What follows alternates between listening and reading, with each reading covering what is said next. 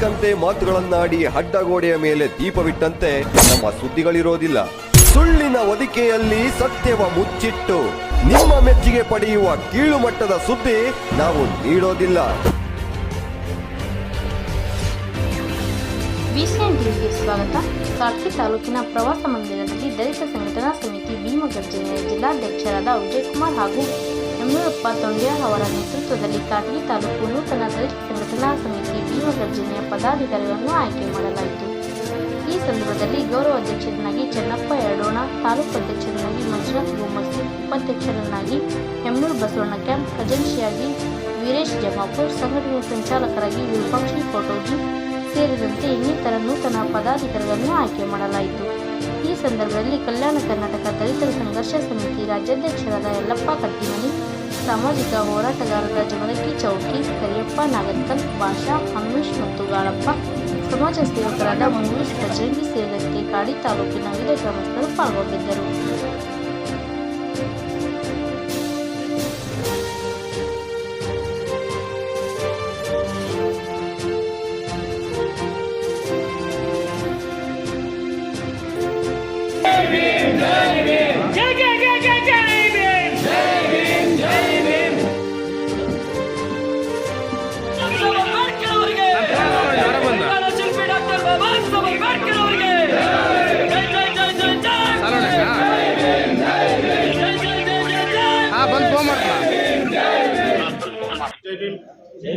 जय जय जय जय जय भीम, जय भीम, जय भीम, जय जय जय जय जय भीम, जय भीम, जय भीम. ಬಂಧುಗಳೇ, ಇವತ್ತು ಕಾಡಗಿ ತಾಲೂಕಿನ ಪದಾಧಿಕಾರಿಗಳ ಆಯ್ಕೆಯನ್ನು ಕುರಿತು ಇವತ್ತು ಕರ್ನಾಟಕ ದಲಿತ ಸಂಘಟನಾ ಸಮಿತಿ ವತಿಯಿಂದ ಇಡೀ ಈ ಕಾಡಗಿ ಭಾಗದಲ್ಲಿ ನಾವೇನು ಇವತ್ತು ಕಲ್ತಿದ್ದೀವಿ, ಮುಂದೆ ಬರ್ತಕ್ಕಂಥ ದಿನಗಳಲ್ಲಿ ಎಲ್ಲಿ ಅಸ್ಪೃಶ್ಯತೆ ಹೆಚ್ಚಾಗಿ ದಲಿತರ ಮೇಲಿರೋ ದರ್ಜೆಯನ್ನು ತಡೆಗಟ್ಟಬೇಕು, ಆದಷ್ಟು ದಲಿತರನ್ನು ರಕ್ಷಿಸೋಣ, ದೇಶವನ್ನು ಉಳಿಸೋಣ ಅನ್ನೋ ಮಾತು ಹೇಳ್ತಾ ನಾನು ಎರಡು ಮಾತಿಗೆ ವಿರಾಮ ನೀಡುತ್ತಾ ಇದ್ದೀನಿ. ನಮಸ್ಕಾರ. ರಾಜ್ಯಾಧ್ಯಕ್ಷರಾದ ಯಲ್ಲಪ್ಪ ಕಟ್ಟಿಮನಿಯವರು ಒಂದು 4 ಮಾತುಗಳನ್ನು ಹೇಳಬೇಕು. ಇವತ್ತು ಸಂಘಟನೆ ಏನಕ್ಕೆ ಬೇಕಪ್ಪ ಅಂತಂದರೆ, ಸಂಘಟನೆ ಮಾಡೋ ಉದ್ದೇಶ ಅಷ್ಟೇ. ಸಂಘಟನೆಯಿಂದ ನಾನೇನು ದೊಡ್ಡದು ಮನೆ ಕಟ್ತೀನಿ, ಬೇಡ ಒಂದು 10 ಎಕರೆ ಹೊಲ ತೊಗೊಳ್ತೀನಿ, ಬೇಡ ದೊಡ್ಡದು ಒಂದು ಏನೋ ಶ್ರೀಮಂತ ಆಗ್ತೀನಿ ಅನ್ನೋ ಒಂದು ಸಂಘಟನೆ ಇಲ್ಲಿ ಬಂದ್ ಕೇಸ್ ಮಾಡ್ತೀವಿ ಅನ್ನೋದು ತುಂಬ ತಪ್ಪು ಕಲ್ಪನೆ. ಯಾಕಂತಂದರೆ ಸಂಘಟನೆ ಉದ್ದೇಶ ಇಷ್ಟೇ. ಸಂಘಟನೆಯಲ್ಲಿ ಏನು ಶೋಷಿತರಿಗೆ ಮತ್ತು ತಳ ಜನಾಂಗದವರಿಗೆ ಮತ್ತು ಹಿಂದುಳಿದವರಿಗೆ ಅನ್ಯಾಯ ಆದಾಗ ಧ್ವನಿ ಎತ್ತಲಕ್ಕಾಗಿ ಸಂಘಟನೆ ಮಾಡಬೇಕು. ಹಂಗಾಗಿ ಆ ಸಂಘಟನೆಯನ್ನು ರೂಪಿಸ್ಕೊಂಡು ಹೋಗ್ಬೇಕು ನಾವು. ಜೊತೆಗೆ ಇನ್ನೊಂದು ಏನಂದರೆ, ಸಂಘಟನೆ ಹೆಸರು ಹೇಳ್ಕೊಂಡು ನಾನಾ ರೀತಿಯಲ್ಲಿ ಮತ್ತೆ ಅಕ್ರಮ ಚಟುವಟಿಕೆಗಳಲ್ಲಿ ಇನ್ನಿತರ ಚಟುವಟಿಕೆಗಳಲ್ಲಿ ಭಾಗಿಯಾಗೋದನ್ನು ಬಿಡಬೇಕು. ನಾವು ಮೊದಲು ಫಸ್ಟಲ್ಲಿ ನಾವು ಸಂಘಟನೆಕಾರ ಎಲ್ಲರೂ ಸೇರಿಕೊಂಡು ಏನು ಮಾಡೋಕ್ಕಂದ್ರೆ ಅಕ್ರಮ ಚಟುವಟಿಕೆಗಳಲ್ಲಿ ಭಾಗಿಯಾಗೋದನ್ನು ಬಿಡಬೇಕು. ಅದನ್ನ ಏನು ಕಾನೂನು ಚೌಕಟ್ಟಿನಲ್ಲಿ ಬಾಬಾ ಸಾಹೇಬ್ ತೋರಿಸಿಕೊಟ್ಟಂತ ಕಾನೂನು ಚೌಕಟ್ಟಿನಲ್ಲಿ ಬಾಬಾ ಸಾಹೇಬ್ ಮಾತನ್ನು ಹೇಳಿದ್ರೆ, ನಿನ್ನ ಸಂಘಟನೆ ಒಂದು ಬೇರನ್ನು ಮುಂದೆ ನೀವು ತಾಕತ್ತಿರು ಎಳೆದುಕೊಂಡು ಹೋಗು, ತಾಕತ್ತಿಲ್ಲ ಅಂತಂದ್ರೆ ಅದನ್ನ ಹಿಂದೆ ಮಾತ್ರ ತಳಬೇಡ. ಹಾಗಾಗಿ ದಯವಿಟ್ಟು ಕಾನೂನು ಚೌಕಟ್ಟಿನಲ್ಲೇ ಆ ತೇರನ್ನು ಎಳೆದುಕೊಂಡು ಹೋಗ್ಬೇಕು. ಹೇಗೆ ಎಳೆದುಕೊಂಡು ಹೋಗ್ಬೇಕಪ್ಪ? ಈಗ ಸರ್ಕಾರ ರೀತಿಯಲ್ಲಿ ಸರ್ಕಾರದ ಯೋಜನೆಯಲ್ಲಿ ಹೇಳಿದಾಗ ಸಾವಿರಾರು ರೀತಿಯಲ್ಲಿ ಸೌಲಭ್ಯಗಳಿದ್ದು, ನಾನು ಅದನ್ನ ಯಾಕೆ ಕೊಡ್ಕೋಬೇಕು, ಹೆಂಗೆ ತೊಗೋಬೇಕನ್ನೋದು ನಮ್ಗೆ ಗೊತ್ತಿಲ್ಲ. ಹಾಗಾಗಿ ಈ ನಮ್ಮ ರಾಜ್ಯಾಧ್ಯಕ್ಷರೆಲ್ಲ ನಮ್ಮ ಆತ್ಮೀಯರು ಮತ್ತು ನಮ್ಮ ಚಿಕ್ಕಪ್ಪ ಕೂಡ ಇತ್ತು, ತಿರುಕಪ್ಪ ಅವರು ಏನಿದ್ರಲ್ಲ ರಾಜ್ಯಾಧ್ಯಕ್ಷರು ಕೂಡ ನಮ್ಮ ಚಿಕ್ಕಪ್ಪ ಕೂಡ. ಹಾಗಾಗಿ ಇವರು ಒಳ್ಳೆ ಬುದ್ಧಿವಂತರು ಮತ್ತು ಬೆಂಗಳೂರು ಲೆವೆಲ್ ಇಂಟರ್ನ್ಯಾಷನಲ್ ಎಲ್ಲ ಕಡೆಯೂ ಕಾಂಟ್ಯಾಕ್ಟ್ ಇರೋಂಥ ವ್ಯಕ್ತಿ ಇವರು. ಇವರು ಮಾರ್ಗದರ್ಶನದಲ್ಲಿ ಹೋಗ್ತಂದ್ರೆ ಸಂಘಟನೆ ಇರ್ತಕ್ಕಂಥ ಎಲ್ಲ ಪದಾಧಿಕಾರಿಗಳು ಜೊತೆಗೆ ಮತ್ತು ಹಳ್ಳಿಯಲ್ಲಿರ್ತಕ್ಕಂಥ ಸಮಸ್ಯೆಗಳನ್ನು ಸಾಧ್ಯ ಹೋದಷ್ಟು ಒಂದು ಎಷ್ಟು ನಿರ್ವಹಣೆ ಮಾಡೋಕ್ಕೆ ಸಾಧ್ಯ ಆಗುತ್ತೆ ಅಂತೇಳಿ ಹೇಳಕ್ಕೆ ಬಯಸಿದೆ. ಜೊತೆಗೆ ಒಂದು ಒಳ್ಳೆಯದು ಏನಂತಂದರೆ, ನಾವು ಬದುಕಲಿಕ್ಕೆ ಸಾವಿರದಾಗಿದ್ದೇವೆ. ಕೇವಲ ಒಂದೇ ದಾರಿ ಅಲ್ಲ, ಸಾವಿರಾರು ದಾರಿ. ಬಾಬಾ ಸಾಹೇಬ್ರವ್ರು ತೋರಿಸ್ಕೊಟ್ಟಂಥ ಸಮಾಜ ಕಲ್ಯಾಣ ಇಲಾಖೆಯಲ್ಲಿ ಇರ್ಬೋದು, ಇತರ ಇಲಾಖೆಗಳಲ್ಲಿ ಪ್ರತಿಯೊಂದು ಇಲಾಖೆಯಲ್ಲಿ SC ಮತ್ತು ST ಮೀಸಲಾದ ಕಾಮಗಾರಿಗಳು ಸಾಕಷ್ಟಿದ್ದಾವೆ. ಅವರಿಗೆ ಲೈಸೆನ್ಸೇ ಬೇಕಂತಿಲ್ಲ, ಸುಮ್ಮನೆ ಕೂಡ ಮಾಡ್ಬೋದು, ಒಂದು ಏಜೆನ್ಸಿ ಮೇಲೆ ಕೂಡ ಮಾಡ್ಬೋದು, ಇದೇ ಸಂಘಟನೆ ರಿಜಿಸ್ಟ್ರೇಷನ್ ಬೋರ್ಡಲ್ಲೇ ಮಾಡ್ಬೋದು. ಆ ಒಂದು ಕಾಮಗಾರಿ ಮಾಡಿದ್ರೆ ನಮಗೆ ಕೆಲಸ ಕೊಟ್ಟಂಗೆ ಆಗುತ್ತೆ, ಜೊತೆಗೆ ನಾವು ಅಭಿವೃದ್ಧಿ ಆಗ್ತೀವಿ. ಹಾಗಾಗಿ ದಯವಿಟ್ಟು ಬಂಧುಗಳೇ, ನಾವು ಯಾರು ಕಾನೂನು ರೀತಿಯಲ್ಲಿ ಕಾನೂನನ್ನು ಬಿಟ್ಟು ಬೇರೆ ಚಟುವಟಿಕೆಗಳಲ್ಲಿ ಭಾಗಿಯಾಗಲಾರ್ದೇ ಕಾನೂನು ಚೌಕಟ್ಟಿನಲ್ಲಿ ಮತ್ತು ಸಂಘಟನೆಯ ಚೌಕಟ್ಟಿನಲ್ಲಿ ಮತ್ತು ಸಂಘಟನೆ ಹಾಕಿದಂಥ ಮಾರ್ಗದಲ್ಲಿ ಮತ್ತು ಜಿಲ್ಲಾಧ್ಯಕ್ಷರು ತಾಲೂಕು ಅಧ್ಯಕ್ಷರ ಒಂದು ಸಲಹೆ ಮೇರೆಗೆ ತಾವೆಲ್ಲರೂ ಮುಂದುವರೆದು ಮತ್ತು ಮುಂದಿನ ಆಗುವಗಳನ್ನು ಎಲ್ಲ ವಿಷಯಗಳನ್ನು ಚರ್ಚೆ ಮಾಡಿ ದೀರ್ಘವಾಗಿ ವಿಷಯವನ್ನು ತೆಗೆದುಕೊಂಡು ಒಂದು ಗಂಭೀರವಾಗಿ ಒಂದು ಯಾವುದೋ ಹೋರಾಟ ಇರ್ಬೋದು, ಇನ್ನೊಂದು ಸಭೆ ಇರ್ಬೋದು, ಸಂಭ್ರಮಗಳು ಇರ್ಬೋದು, ಅದೆಲ್ಲ ದೀರ್ಘವಾಗಿ ಚರ್ಚೆಗೆ ತಗೋಬೇಕಾಗುತ್ತೆ. ದಯವಿಟ್ಟು ಮತ್ತೊಮ್ಮೆ ನಾನು ರಿಪೀಟ್ ಮಾಡ್ತೇನೆ, ಯಾವ ಸಂಘಟನೆಯಲ್ಲಿ ಯಾರೇ ಇರಲಿ ದಯವಿಟ್ಟು ಅಕ್ರಮ ಚಟುವಟಿಕೆಗಳಲ್ಲಿ ಭಾಗಿಯಾಗಬೇಡಿ. ನೀವು ಯಾಕಂದರೆ ಒಂದು ಅಧಿಕಾರಿಗಳಲ್ಲಿ ಪ್ರಶ್ನೆ ಮಾಡಬೇಕಾದ್ರೆ ನಿಮ್ಮಲ್ಲಿ ತಾಕತ್ ಬರೀಬೇಕು. ಈಗ ನಾನೇ ಕಳ್ಳ ಆಗಿದ್ರೆ ಅವ್ನು ಏನು ಪ್ರಶ್ನೆ ಮಾಡ್ತೀನಿ ನಾನು? ಈಗ ನಾನೇ ಕಳ್ಳ ಆಗಿದ್ರೆ ನಾನು ಅಧಿಕಾರಿಗೆ ಏನು ಪ್ರಶ್ನೆ ಮಾಡೋಕ್ಕಾಗುತ್ತೆ? ನಾನು ಕರೆಕ್ಟಿರ್ತಾನೆ, ಬಾಯ್ ನನ್ನ ಕರೋದು, ನಾನೇ ಸರಿ ಇಲ್ಲೂ ಆಗಲ್ಲ. ಹಾಗಾಗಿ ದಯವಿಟ್ಟು ತಾವ್ಯಾರು ಅಕ್ರಮ ಚಟುವಟಿಕೆಗಳಿಗೆ ಭಾಗಿಯಾಗಲಾರ್ದೇ ನೇರವಾದ ಚಟುವಟಿಕೆಗಳು ಸಾಕಷ್ಟಿದ್ದಾವೆ, ಅದರೆಲ್ಲ ತಾವು ಭಾಗಿಯಾಗಿ ತಮಗೆ ಎಷ್ಟು ಸಾಧ್ಯವಾಗುತ್ತೆ ಅಷ್ಟು ಭಾಗಿಯಾಗಿ ಅಜಯಣ್ಣವ್ರು ಹೇಳ್ದಂಗೆ ನಮ್ಮ ಕೈಲಿ ಆಗಿಲ್ಲ ಅಂತಂದರೆ ಜೊತೆಗೆ ನಾವು ಬರ್ತೀವಿ, ಟೀಮ್ ಬರ್ತೈತಿ, ನಮ್ಮ ಸಲಹೆಯನ್ನು ತೊಗೊಳ್ಳಿ, ನಮಗೇನು ಬೇಕು ಎಲ್ಲ ರೀತಿ ಸಹಕಾರ ಮಾಡ್ತೀವಿ. ಆದರೆ ಒಳ್ಳೆಯ ಮಾರ್ಗದಲ್ಲಿದ್ದರೆ, ತಾವು ಕೆಟ್ಟ ಮಾರ್ಗದಲ್ಲಿದ್ದರೆ ನಾವೇ ಅವ್ರನ್ನ ವಿರೋಧಿಸಬೇಕಾಗುತ್ತೆ ಅಂತೇಳಿ ಎರಡು ಮಾತನ್ನು ಮುಗಿಸ್ತೀನಿ. ಜೈ ಹಿಂದ್, ಜೈ ಭೀಮ್. ಕಾರಟಗಿ ತಾಲೂಕು ಮಟ್ಟದ ಮತ್ತು ನಗರ ಘಟಕದ ಪದಾಧಿಕಾರಿಗಳಿಗೆ ನಮ್ಮ ದಲಿತ ಸಂಘಟನಾ ಸಮಿತಿ ಭೀಮಗರ್ಜನೆಗೆ ಸ್ವಾಗತವನ್ನು ಕೋರುತ್ತಾ, ಹಾಗೂ ಇಲ್ಲಿ ನೆರವೇರ್ತಕ್ಕಂಥ ನನ್ನ ಹಿರಿಯರು, ನನ್ನ ಅಣ್ಣ ತಮ್ಮಂದಿರು ಮತ್ತು ಪತ್ರಿಕಾ ಮಿತ್ರರಿಗೂ ಸಹ ಈ ಒಂದು ಪದಾಧಿಕಾರಿಗಳ ಪದಾಗ್ರಹಣ ಕಾರ್ಯಕ್ರಮಕ್ಕೆ ಸ್ವಾಗತವನ್ನು ಕೋರುತ್ತೇನೆ. ಹನುಮಂತಣ್ಣವ್ರು ಹೇಳ್ದಂಗೆ ಕೆಲವೊಂದು ವಿಷಯಗಳು ಹೆಂಗಿರ್ತಾವಂದರೆ, ಈ ಪ್ರೋಗ್ರಾಮು ಓನ್ಲಿ ಸನ್ಮಾನಕ್ಕಷ್ಟೇ ಸೀಮಿತ ಅಂತ ಹೇಳಿದ್ರೆ ಅಣ್ಣ, ಕೆಲವೊಂದು ವಿಚಾರದಲ್ಲಿ ನಮ್ಮವ್ರನ್ನೇ ನಾವು ಪುಷಪ್ ಮಾಡ್ಬೇಕಾಗತ್ತೆ. ಯಾಕೆ ಪುಷಪ್ ಮಾಡ್ಬೇಕಂತಂದ್ರೆ, ನನ್ನ ಶಕ್ತಿ ನನಗೇನಂತ ಗೊತ್ತಿರಲ್ಲ. ನನ್ನ ಶಕ್ತಿ ಎದುರಾಳಿ ಹೆಂಗೆ ರಿಯಾಕ್ಟ್ ಮಾಡ್ತಾನೆ ಅದ್ರ ಮೇಲೆ ನನ್ನ ಶಕ್ತಿ ಡಿಪೆಂಡ್ ಆಗುತ್ತೆ. ಈಗ ಇವರೆಲ್ಲ ಎಷ್ಟು ಜನ ಬಂದಿರ್ತಾರೆ ಅಂದರೆ, ಕೆಲವೊಬ್ರು ಇದರಲ್ಲಿ ಎಜುಕೇಟೆಡ್ ಇರ್ತಾರೆ, ಆದರೆ ಅನ್ಎಜುಕೇಟೆಡ್ ಥರ ವರ್ತಿಸ್ತಾರೆ. ಯಾಕೆ ಬೇಕು ಬಿಡಪ್ಪ ಅನ್ನೋ ಭಾಳ ಜನ ಇದ್ದಾರೆ. ಅದನ್ನು ಬಿಡ್ಬೇಕು. ನನ್ನ ಜನಕ್ಕೆ ಎಲ್ಲಿ ಅನ್ಯಾಯ ಆದರೂ, ನನ್ನ ಜನ ಯಾರೇ ಇದ್ರು ಸಂಘಟನೆ ಮಾಡೋ ಉದ್ದೇಶನೇ ಅದು. ಬಾಬಾ ಸಾಹೇಬ್ ಹೇಳಿದ್ದು ಅದೇ, ಶಿಕ್ಷಣ, ಸಂಘಟನೆ, ಹೋರಾಟ. ಶಿಕ್ಷಣ ಪಡೀರಿ, ಸಂಘಟಿತರಾಗಿ. ಅದಾಗಿಲ್ಲ ಅಂದರೆ ಎಲ್ಲರೂ ಒಗ್ಗಟ್ಟಾಗಿ ಹೋರಾಟ ಮಾಡ್ರಿ, ಅವಾಗಾದರೂ ನಮಗೆ ನ್ಯಾಯ ಸಿಗುತ್ತೆ. ಅದ್ರ ಸಲುವಾಗಿ ಬಾಬಾ ಸಾಹೇಬ್ ಅಂಬೇಡ್ಕರ್ ಅವರ ತತ್ವಗಳು ಶಿಕ್ಷಣ, ಸಂಘಟನೆ, ಹೋರಾಟ. ಶಿಕ್ಷಣ ಅಂದರೆ ಹೆಂಗಿರ್ಬೇಕಪ್ಪ? ಬಾಬಾ ಸಾಹೇಬರು ಓದಿರ್ತಕ್ಕಂಥ ಶಿಕ್ಷಣ ಇವತ್ತಿಗೂ ಯಾರು ಓದಕ್ಕೂ ಆಗಲ್ಲ, ಮುಂದೆ ಹುಟ್ಟಿದವರು ಯಾರು ಓದಕ್ಕೂ ಆಗಲ್ಲ. ಅವರು ತೀರಿ ಹೋದ್ರೆ ಜಗತ್ತಿನ 193 ರಾಷ್ಟ್ರಗಳು ತಮ್ಮ ಧ್ವಜನ ಕೆಳಗಿಳಿಸಿ ಅವ್ರಿಗೆ ಸಮರ್ಪಣೆ ಮಾಡ್ತಾರ. ಇದು ಶಿಕ್ಷಣದ ತಾಕತ್ತು ಬಾಬಾ ಸಾಹೇಬ್ ಅಂಬೇಡ್ಕರ್ ಅವರಿಗೆ. ಕೆಲವೊಂದು ವಿಚಾರಗಳು ಬಾಬಾ ಸಾಹೇಬ್ ಅಂಬೇಡ್ಕರ್ ಬಗ್ಗೆ ನಾವೇ ಹೇಳ್ಬೇಕು ನಮ್ಮ ಮಕ್ಕಳಿಗೆ, ಬೇರೆ ಹೇಳೋ ಅವಶ್ಯಕತೆ ಯಾಕೆ ನಮಗೆ ಗೊತ್ತಿದೆಯಲ್ಲ. ನಾವು ಪ್ರತಿ ಹಳ್ಳಿಗಳಿಗೆ ಹೋಗಿ ಕ್ಯಾಂಪ್ ಮಾಡಕ ಅದಕ್ಕಂತಾನೆ ಸಪ್ರೇಟ್ ಅಧಿಕಾರಿಗಳಿದ್ದಾರೆ. ತಿಂಗಳ ಅವ್ರಿಗಂತಾನೆ ದುಡ್ಡುಗಳು ಬರುತ್ತೆ. ಇದೇ ಡಿಪಾರ್ಟ್ಮೆಂಟ್, ಪೊಲೀಸ್ ಡಿಪಾರ್ಟ್ಮೆಂಟ್ಗಳಲ್ಲಿ ತಿಂಗಳಾದ್ರೆ ಗ್ರಾಮ ಸಭೆ ಮಾಡ್ಬೇಕಂತಿರುತ್ತೆ, SC/ST ಸಭೆ ಮಾಡ್ಬೇಕಂತಿರುತ್ತೆ, SP ಬಂದು ಗ್ರಾಮ ಸಭೆಗಳಲ್ಲಿ ಸಭೆ ತಗೋಬೇಕಂತಿರುತ್ತೆ. ಇವತ್ತಿನವರೆಗೂ ಯಾವ ಅಧಿಕಾರಿಗಳು ಗ್ರಾಮ ಸಭೆ ಮಾಡಿದಾರೆ ಬಂದು? ಇದನ್ನ ನಾವ್ಯಾಕೆ ಪ್ರಶ್ನೆ ಮಾಡೋದಿಲ್ಲ?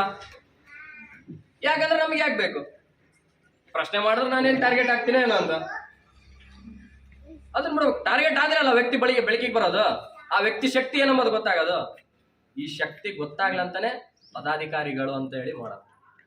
ಒಬ್ಬರೇ ಹೋರಾಡೋದಕ್ಕೂ ಒಂದು ಟೀಮ್ ಮಾಡಿ ಹೋರಾಡೋದಕ್ಕೂ ಭಾಳ ವ್ಯತ್ಯಾಸ ಇದೆ. ಅದಕ್ಕಂತಾನೆ ಸಂಘಟಿತರಾಗಿ ಬಾಬಾ ಸಾಹೇಬ್ ಅಂಬೇಡ್ಕರ್ ಒತ್ತಿ ಹೇಳಿದ್ದು ಅದೇ, ಸಂಘಟಿತರಾಗಿ ನೀವು ಒಗ್ಗಟ್ಟನ್ನ ತೋರಿಸ್ರಿ. ಇಲ್ಲ ಅಂದ್ರೆ ನಮ್ಮಲ್ಲೇ ಜಗಳಗಳು ತಂದಿಡ್ತಾರೆ, ನಮ್ಮನ್ನೇ ಹಚ್ಚಿ ಕುಂದ್ರಿಸ್ತಾರೆ. ಎಷ್ಟೋ ಊರುಗಳಲ್ಲಿ ನೀವು ನೋಡಿರ್ಬೋದು, ಪ್ರತಿಯೊಂದು ಜಗಳ ಆಗಲಿ, ಕೇಸ್ ಆಗಲಿ, ಸ್ಟೇಷನ್ ಇವಾಗಲೂ ಪ್ರತಿಯೊಂದು ಸ್ಟೇಷನ್ ನೋಡ್ರಿ, ಯಾವುದೇ ಕೇಸ್ ಆದ್ರೆ SC/ST ಬಿಟ್ರೆ ಯಾರು ಇರಲ್ಲ. ಪ್ರತಿಯೊಂದಕ್ಕೂ ಅವರೇ ಬಳಸ್ಕೊಂತಾರೆ. ಜಗಳ ಆಡೋದು ನಾವೇ, ಕೇಸ್ ಮಾಡ್ಕೊಳೋದು ನಾವೇ. ಆದ್ರೆ ಯಾವನ ಹಿಂದಿದ್ದ ಜೈಕಾರ ಆಗ್ತೀವಿ. ನಮ್ಮ ಸಂಘಟನೆ ಉದ್ದೇಶ ಒಂದೇ. ನಮ್ಮ ಸಂಘಟನೆ ಪದಾಧಿಕಾರಿಗಳು ಇಷ್ಟು ಜನದಲ್ಲಿ ಯಾರದ ನಂಬರ್ ಇದ್ರೂ ಪರವಾಗಿಲ್ಲ. ಆಮೇಲೆ ಈಗ ನೀವೆಲ್ಲ ಬಂದಿರೋರು ಎಲ್ಲ ನನ್ನ ಸಂಘಟನೆ, ನನ್ನ ಕುಟುಂಬದಿದ್ದರಿದ್ದಂಗೆ.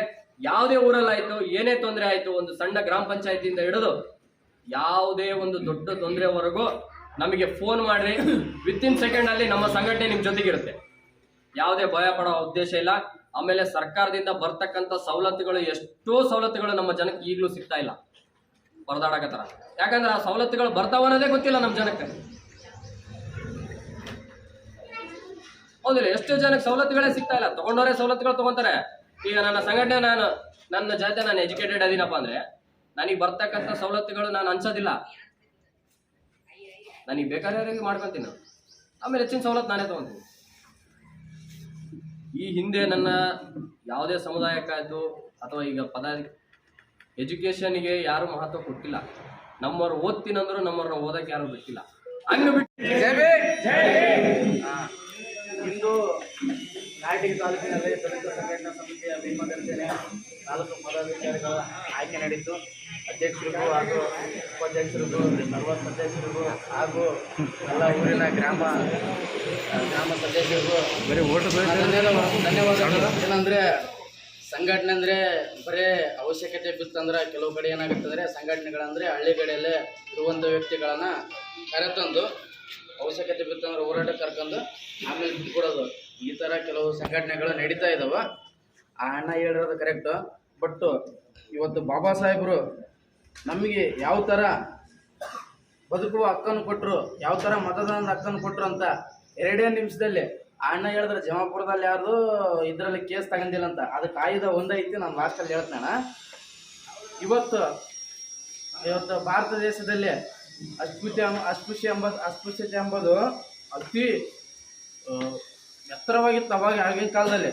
ಆದರೆ ಬಾಬಾ ಸಾಹೇಬರು ಇವಾಗ ಅಸ್ಪೃಶ್ಯತೆ ಬಗ್ಗೆ ಬಾಬಾ ಸಾಹೇಬರು ಚಿಂತನೆ ಮಾಡಿದಷ್ಟು ಇಡೀ ಪ್ರಪಂಚದಲ್ಲಿ ಯಾವ ಸಮಾಜದ ಸುಧಾರಣಕ್ಕಾಗಲಿ, ಚಿಂತಕನಾಗಲಿ, ಹಾಗೂ ರಾಜಕೀಯ ಆಗಲಿ, ಹಾಗೂ ದಾರ್ಶನಿಕನಾಗಲಿ, ಹಾಗೂ ಸಂತರಾಗಲಿ ಯಾರು ಚಿಂತೆ ಮಾಡೋದು ಅಷ್ಟು ಅಸ್ಪೃಶ್ಯತೆ ಬಗ್ಗೆ ಬಾಬಾ ಸಾಹೇಬರು ಚಿಂತೆ ಮಾಡಿದ್ರಂತೆ. ಇದನ್ನು ಹೊಡಿಬೇಕು, ಯಾವ ರೀತಿ ಹೊಡಿಬೇಕು ಅಂತೇಳಿ ಚಿಂತೆ ಮಾಡಿದಂಥ ವ್ಯಕ್ತಿ ಬಾಬಾ ಸಾಹೇಬರು.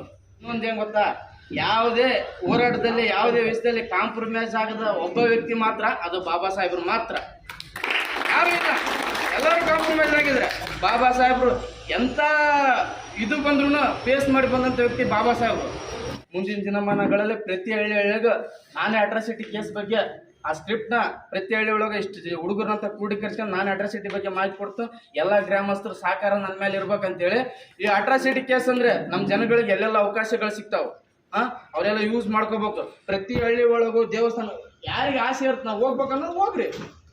ದೇವರನ್ನ ಬಾಬಾ ಸಾಹೇಬ್ರು ವಿರೋಧ ಮಾಡೋದು, ದೇವ್ರ ಮೇಲೆ ನಂಬಿಕೆ ಬಾಬಾ ಸಾಹೇಬ್ರಿಗಿಲ್ಲ. ಕೆಲವೊಂದು ನಿಮಗಿದ್ರು ಹೋಗ್ಬೋದು ಆರಾಮಾಗಿ, ದೇವಸ್ಥಾನಕ್ಕೆ ಹೋಗೋದು ಬೇಡ ಅಲ್ಲ. ಹೋಟ್ಲಕ್ಕೆ ಹೋಗಿ, ದೇವಸ್ಥಾನಕ್ಕೆ ಹೋಗಿ, ಎಲ್ಲೇನು ಅಸ್ಪೃಶ್ಯತೆ ಇದ್ದರೆ ಯಾವಾಗಲೂ ಕಾಲ್ ಮಾಡಿ ಶಿವಕುಮಾರನ ಜೊತೆ ಸದಾ 24 ಗಂಟೆ 7 ಅವರ್ ನಾನು ಯಾವಾಗಲೂ ಇರ್ತೀನಿ. ಯಾವುದೇ ದೇವಸ್ಥಾನ ಪ್ರವೇಶ ಮಾಡ್ಬೇಕಂದ್ರೆ, ಯಾವುದೇ ಹೋಟ್ಲ್ ಪ್ರವೇಶ ಮಾಡ್ಬೇಕಂದ್ರೆ, ಏನು ಮಾಡ್ಬೇಕಂದ್ರೆ ನಾನು ನಿಮ್ಮ ಜೊತೆ ಇರ್ತೇನೆ ಅಂತೇಳಿ ಇಷ್ಟ ಮಾಡ್ತೇನೆ. ಹಂಗಾಗಿ ಮುಂದಿನ ದಿನಮಾನಗಳಲ್ಲಿ ಸರಿಯಾದ ಟೈಮಿಗೆ ಬಂದರೆ ಎಲ್ಲ ನಾಲೆಜ್ ಸಿಗುತ್ತೆ, ಸಂಘಟನೆ ಆದತೆ ಎಲ್ಲ ಆಗುತ್ತೆ. ಈಗ ನಾನು ಕೂಡ ಭಾಳಷ್ಟು ಮಾತಾಡ್ಬೇಕಂತ ಮಾಡಿದ್ದೆ, ಪಾಪ ನಿಮಗೆ ಅದು ತಾಳ್ಮೆ ಇಲ್ಲ, ತಾಳ್ಮೆ ಕಳ್ಕೊಂಡ್ಬಿಟ್ಟಿರಿ. 1 ನಿಮಿಷ ಮಾತಾಡ್ಬಿಡ್ತೀನಿ, ಮತ್ತೆ ಯಾಕೆ ಬೇಡ. ನಾನು ಕೂಡ ಇಲ್ಲಿ ಅನೇಕ ಹೋರಾಟಗಳನ್ನು ಮಾಡಿದ್ದೀನಿ. ನಂದು ಫಸ್ಟ್ ಶಿಕ್ಷಣನೂ ಪಡೆದೀನಿ, ಸಂಘಟನೆ ಮಾಡೀನಿ, ಹೋರಾಟ 3 ಬಳಸಿದ್ದೀನಿ. ನಾನು ಈ ಕಾರಟಗಿ ತಾಲೂಕಿನಲ್ಲಿ ಅನೇಕ ಒಂದು ಕೇಸ್ಗಳನ್ನು ಮಾಡಿಸಿದ್ದೀನಿ, ಅನೇಕ ನ್ಯಾಯಗಳನ್ನು ಬಗೆಹರಿಸಿದ್ದೀನಿ, ಅಟ್ರಾಸಿಟಿ ಮಾಡಿಸಿದ್ದೀನಿ. ಕೆಲವು ಕೌಂಟ್ರ್ ಕೇಸ್ಗಳು ಎಲ್ಲಿ ಯಾವ ರಾಜಕಾರಣಿಗಳು ಇನ್ಫ್ಲುಯೆನ್ಸ್ ಇದ್ದವರು ಬಡವರಿಗೆ ನ್ಯಾಯ ಕೊಡ್ಸಂಗಿಲ್ಲ, ಅವರು ಕೂಡ ಯಾವ ಕೇಸ್ ಮಾಡೋಕೆ ಹೋದ್ರು ತೊಗೊಳಂಗಿಲ್ಲ. ಇಂಥ ಪರಿಸ್ಥಿತಿಯಲ್ಲಿ ಭಾಳಷ್ಟು ಕೇಸ್ಗಳನ್ನು ನಾವು ಆಗ್ಲದ್ದು ಮಾಡಿಸಿನಿ.